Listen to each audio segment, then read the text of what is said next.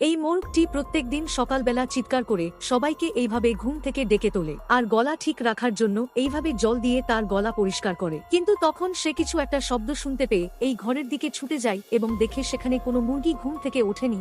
তাই সেই চুপি চুপি এইভাবে গিয়ে জোরে এইভাবে চিৎকার করে সমস্ত মুরগির ঘুম ভাঙিয়ে দেয়। তারপর মোরগটি এই মুরগির কাছে গিয়ে জিজ্ঞাসা করে যে কেন সে তাড়াতাড়ি ঘুম থেকে ওঠেনি। তাই মুরগিটি এইভাবে তার দিকে ডিমগুলি দেখিয়ে দেয়।